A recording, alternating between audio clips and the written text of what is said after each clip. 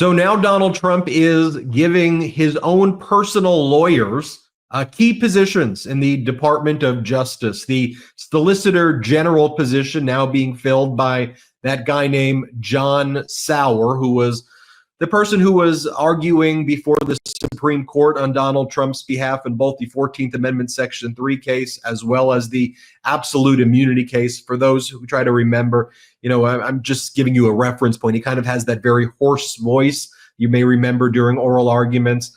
Todd Blanche, a deputy, the key deputy at the Department of Justice. Emil Bove, also a principal deputy position that doesn't actually require confirmation. So you're at a unique position where Donald Trump is now putting personal attorneys who represented him in criminal matters, including in the case of Bove and Blanche, a case where Trump was convicted of 34 separate felony counts in New York. And he's putting them as the people who will be having the key positions in the Department of Justice. A reference about Sauer. And look, you can't look at the qualifications, at least I'll get your take, Harry Litman, about John Sauer, about Emil Bove, and about Todd Blanche. Unlike some of Trump's cabinet positions, at least these people were, they're top lawyers. They're actually qualified, I think, for the positions in many cases. Now, John Sauer's arguments, though, before the Supreme Court that Trump can order SEAL Team 6 to kill political opponents, accept bribes, trade nuclear secrets. We all remember he argued that when he won that, and the Supreme Court said, yes, you can do that. You get absolute immunity. Those are core constitutional functions. But Harry Litman from the Talking Feds YouTube channel. Everybody subscribe to Harry's Talking Feds YouTube channel. Harry, you've held senior positions within the Department of Justice. You were a United States attorney. You know how this stuff works and how it's not supposed to work and how it's supposed to work. So break this all down for us. What is happening? Okay, so look, these are the fourth floor positions. I was on the fourth floor, but it's the Deputy Attorney General and the so-called PODAG, who's the person who can go to any meeting they want to and is always coordinating with the White House, even when there's a general separation. And of course, the Solicitor General back up on the fifth floor is the principal lawyer for the government, not just in the Supreme Court, but also in the courts of appeals, makes all those decisions. You're right that unlike Getz, they at least are practicing lawyers. Getz has never been a prosecutor. That's why for a deputy, you would absolutely expect a career prosecutor, but he's never really been a lawyer. So on the one hand, you say, well, at least they've got a little legal experience. But the problem is, as his personal lawyers, and there are some, look, Ted Olson just died a couple days ago. He represented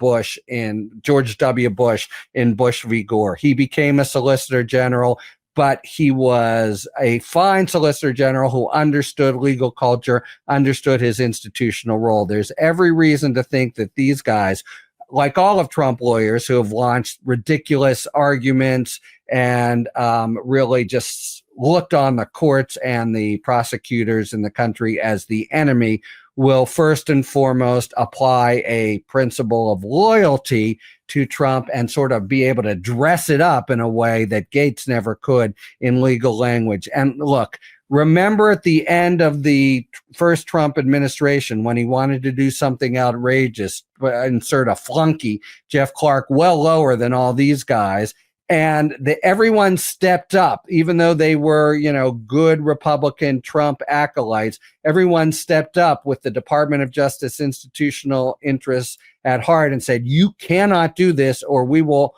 all resign and hundreds after us. These are guys who, while they know the law and know where the cases are to be found, almost certainly will not do that. So I think, notwithstanding that they have, JDs, it's a bad sign, especially because so many of them. It's one thing to have one or two lawyers who know where the president's views will be, but this is really part of sort of seeding the whole Department of Justice with a loyalty to Trump above all as the guiding principle. Also, he has his other personal lawyer, Alina Habba, out there giving podcast interviews and interviews on right-wing media, saying specifically Hey, Jack Smith, we're going after you. You're not going anywhere. Don't think you're going to have some enjoyable retirement. We are coming after you. I mean, to use that kind of language, let me just show what she said first, and I want to get your response to it, because it's really so completely unprecedented in American history to even hear this type of language, this type of rhetoric. Here, let's play it. Your message to Jack Smith. Bye. We're not done with him, because I'll tell you what now. What he did, $50 million of taxpayer dollars. When I say we, I mean the American people. You can't resign and hide from what you did. You cannot. And, for these people that are real tough guys, you're running real quick. And that tells me that we were right. We were right. Yeah. Every time someone said, I was wrong, she's so stupid, she doesn't know what she's talking about, and I'm screaming on the... Well, I mean, in all of the cases, other than what the United States Supreme Court did going back to earlier with the John Sauer oral argument, I mean, Trump, in the cases she represented, Donald Trump, a jury found Donald Trump liable of sexual assault. A jury found Donald Trump liable, unanimous jury. And again, here's something I want to say about unanimous jury too. We know that New York is a blue state, sure, but it was pretty divided in the election. So if you were to take a cross sample of people, 12 people, 9 people, and see their political backgrounds, you're going to find Republicans. They heard the evidence, though, these unanimous juries, and found Trump liable for $5 million, liable for $95 million, criminally liable. And the Supreme Court then jumped in and said, you know what, absolute immunity with all of these cases, threw a wrench in it. But Jack Smith isn't running away. I mean, he's following the Constitution, and he's following the DOJ norms, which is he can't be on this case anymore. You can't prosecute a president-elect. So that's why he's, leaving. But to hear those threats and hear her go, hi, I just can't even imagine. I mean, it makes my blood boil. But from your perspective, as someone who was at a senior level position in the Department of Justice, to as a law professor, as a prosecutor, I love the law. I love our what is that? What is that? And by the way, the DOJ is currently full of people who love the law, Republican or Democrat, any one of whom in a supervisory structure would say, are you kidding me? You can't do this.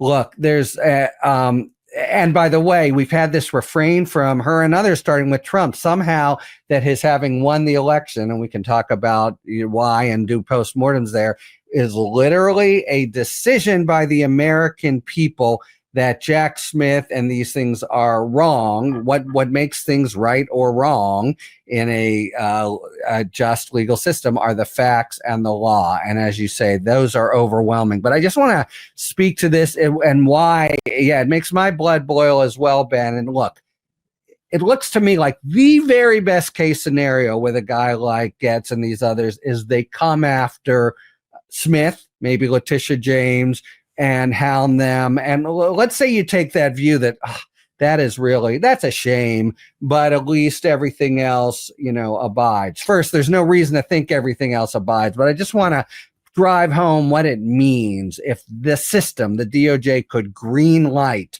a prosecution against Jack Smith. There is not the slightest argument that he has done anything deserving of that he's done anything other than do his job in a politically insulated way, because that's the way it's designed to do. No possible argument that anything untoward has happened, except the charges were against the person who has now become president.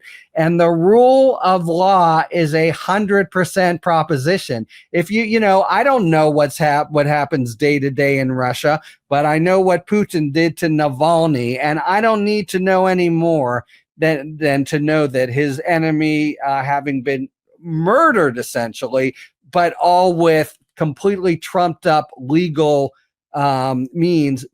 That itself tells us Russia doesn't have rule of law. Russia isn't a just system. So it's not just that Smith will be made miserable. And by the way, he will. Even if a judge and jury reject it, they can absolutely, with no check ruin him financially. And there's some suggestion that they want to do that and know that a career public servant, they can make lawyer up and just, make him rue the day that he did his job and stepped up to the call of public service from Merrick Garland. But the bigger point here is you cannot isolate this from the system and the question, do we have a rule of law in this country? Because if this can happen to the president's enemy because he's the president's enemy and Alina Habba doesn't like him, we do already have a corrupt non-rule of law in this country. It's not just about Jack Smith. I think that's maybe what's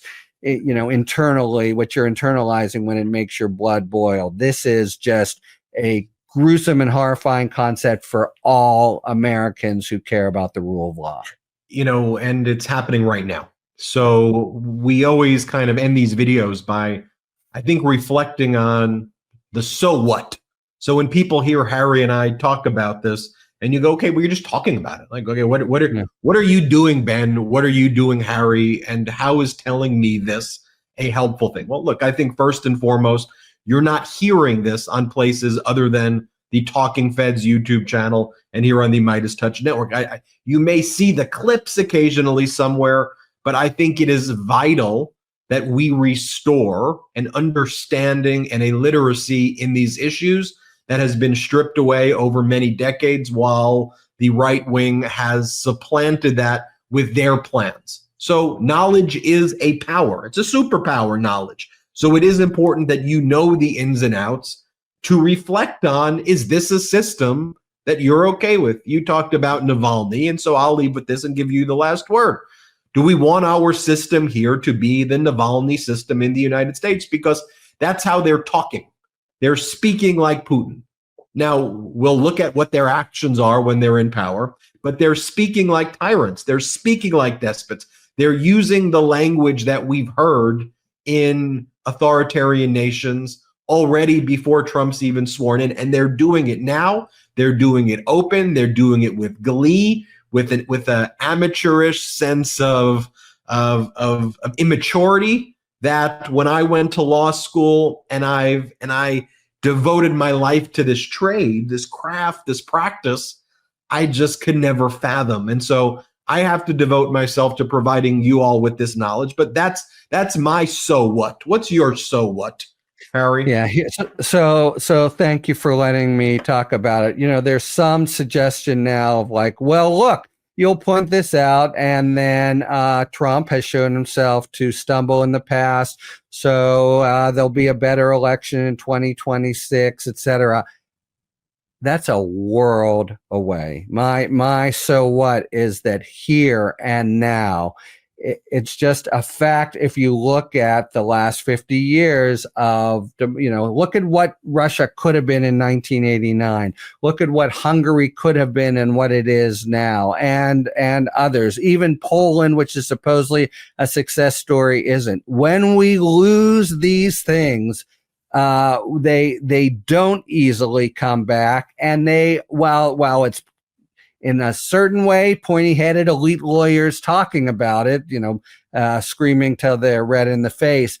These are really elementary parts of life, liberty, and the pursuit of happiness, of what makes the country great, of what really could become a country where we're a little bit scared of each other, we're a little bit less free. We don't see the judicial system as a place that we can get a fair shake in, where our adversaries are actually getting the jump on us in a way that makes the world more threatening to U.S. interests. Think about all that's happening in AI. I mean, the number one point I want to make is the damage that could happen in the next 2 years, even if at the end of that 2 years, the Republicans have a electoral price to pay, is A, quite serious, and B, not necessarily reversible. So, I've been around for a while like you, Ben. I'm old, and I think, God, do I really have it in me even to keep up on what sounds like a somewhat crazed kind of stool screaming. But look, people I respect, Ben, me, and others, are really here to tell you this is way, way ugly. And the first almost 2 weeks, that's all it's been, make the election, at the election, you thought, well, what are the possible scenarios? And the scenario we seem to be looking at, but maybe with enough education and pushback and political defeats in the short term, we can steer us away from. But otherwise, the path we seem to be looking at is that of least democracy, greatest autocracy and authoritarianism. And this shit is real. Harry Littman, Talking Feds YouTube, always here to cheer us up. But I mean, give us the accurate intel. Yeah. What can I say? A lot of people say, like the Democrats doing their postmortems. Fine, do it. But, let's just not discount what's the freight train coming at us, in the face. Yeah, it's time we unite. And this is American. This is democracy. This is our freedoms. This is everything on the line. And so I'll say one more quick thing, if you'll let me, Ben, which is we are now devoting the next couple months on Talking Feds to sort of we're changing up our programming to make it really about a kind of crash course in the stakes ahead. We're doing special episodes on economic policy, DOJ, healthcare policy with RFK, immigration, and then a lot of one-on-ones, more than one a week, so we can really talk to a lot of leaders. We're doing Senators Fetterman and Murphy next week, et cetera, to really try to surface from very serious voices what is in front of us right now, not in a year, right now. Harry Littman, Talking Feds YouTube channel. Everybody subscribe to it, please, right now. Please subscribe to it. Again, just search Talking Feds on YouTube. Harry, thank you. Thank you. And don't be upset all the time. It's just when I come here. That's when Harry comes here. Everybody hit subscribe here as well. Thanks, Harry. Thank you, Ben. Thanks for tuning in. If you enjoyed this video and other Talking Feds content, please take a second to like and subscribe. Talk to you later.